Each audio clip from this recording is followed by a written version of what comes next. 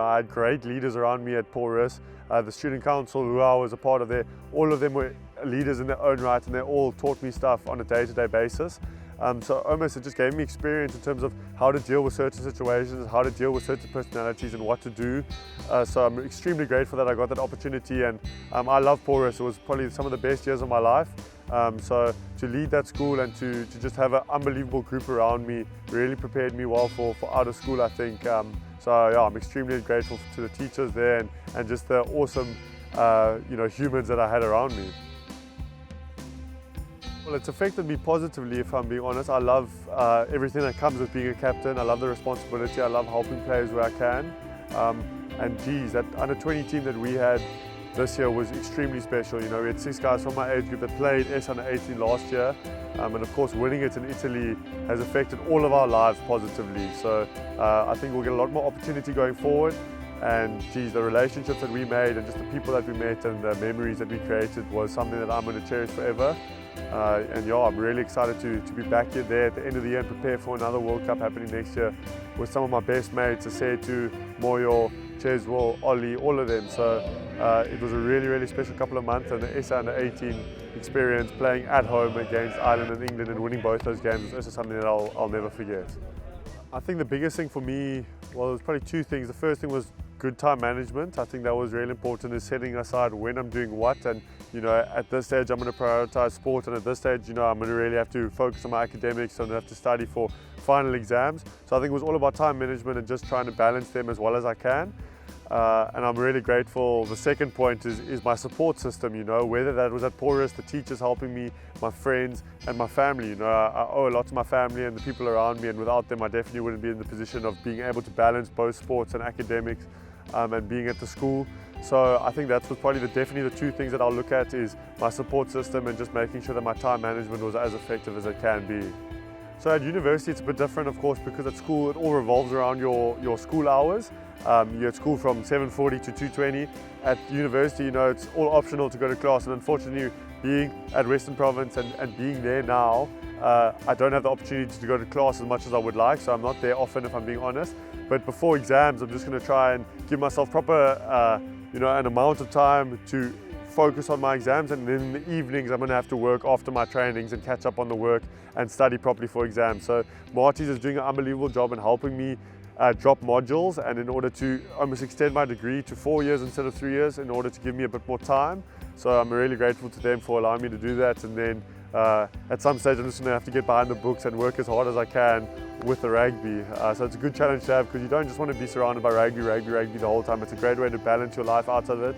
And being at Simonsburg, at Res, at Marty's as well, I've met some unbelievable friends of mine that are going to go with me for the rest of my life, and I've never met them if I just played rugby and went full out. So it is definitely tough, but it's a challenge that I enjoy, and I'm meeting great people along the way as well.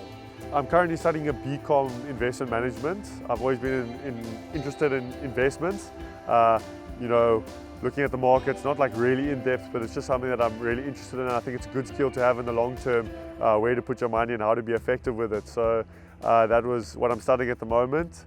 So it's definitely something to do with money. I might change to financial management next year, but it's either going to be investment management or financial management, which is quite similar. Oh, I'll never forget this one. Yeah, no, this was probably the best moment of my life. I'll never forget this, when the ball was being passed to Moya and he kicked it out, and just the celebrations. I dropped on the floor immediately. I was in shock. I didn't think it was real. I was just lying there. I collapsed because 80 minutes in that heat and with that adrenaline and everything, it was almost just a relief to just, we've won it, it's done now, the ball's out, nothing can change it, we've won this thing. And just you can see the pure joy and excitement from everyone around us, people jumping, Cheswell praying.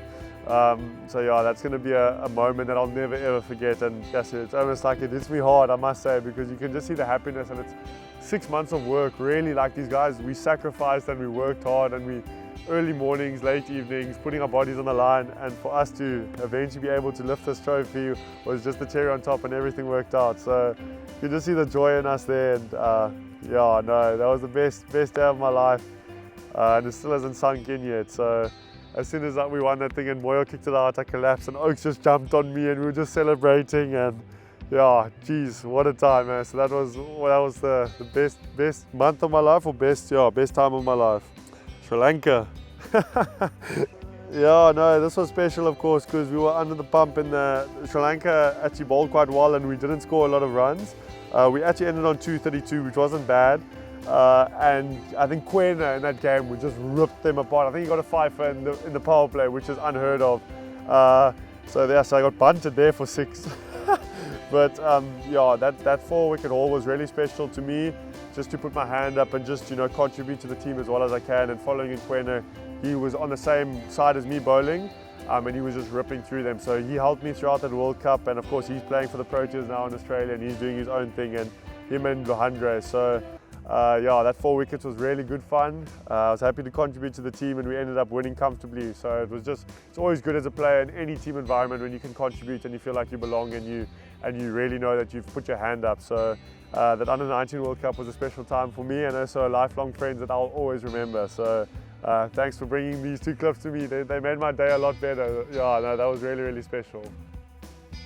So the reason I played 2 sports for so long was because I loved them both the same, and I think that's the main thing that I'm going to tell younger guys is, if you've loved 2 sports and you're undecisive on which to pick in high school, you don't have to pick. You have so much more time than you think, and these pre-seasons and these gym, it's only going to, yes, it'll make you stronger, yes, it'll make you bigger initially, but it's nothing that you can't catch up at a later stage. And I almost think your mind being fresh from going from season to season is going to help you a lot more in terms of performance, and also just the enjoyment factor. Like, I played them until matric because I loved cricket in the summer, I loved rugby in the winter, and I actually couldn't make a decision. But if you're sitting there in grade 11 and you love rugby and there's not actually anything else that is giving you that much enjoyment, then of course you can specialize. But if you love them the same, all the hard work and sacrifices will always be worth it because you just love the game. And that was what my mentality was at the moment. And I know there's a lot of kids that like sports the same as I do. So my advice would just be, stay in the now, enjoy the present. Don't let external factors and pressures make you feel like you have to decide. If you're enjoying both of them the same, go out and give it a full go until matric, and then when matric comes or grade 11 comes, you can make a decision. And I'm telling you, by then, I think you would have a one that you maybe prioritize, just like I did. From grade 8 to 11, I was confused on which one to pick, and then matric happened and I was like, rugby, And it's funny how one day you just wake up and it's like that. So don't feel too much the pressure from the external factors, and just go out there and enjoy both of them.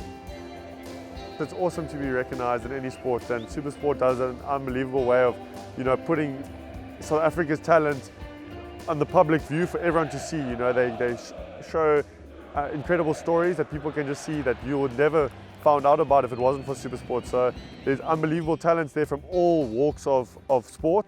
You got swimming, you got rugby, you got cricket, you got everything, and to look at their different stories and to see, look at these talents that are with me was really special. So you get some nice clothing as well with that, and a nice take-a-lot voucher, so that was just a cherry on top. But to be inducted in there was really special with some unbelievable athletes around me. So lastly, we're just going to play a little game. Awesome. Blind rankings.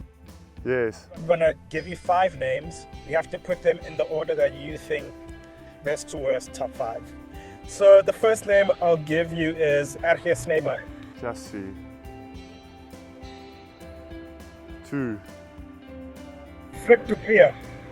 5. Bucky's Botha. 4. Victor Matfield. 3. Ibn Etzebeth. 1. That's worked out perfectly. I'll take that any day of the week. Yeah, no, I was hoping that last name was going to be Ibn Etzebeth. I was really hoping, otherwise I was going to put someone else at 1.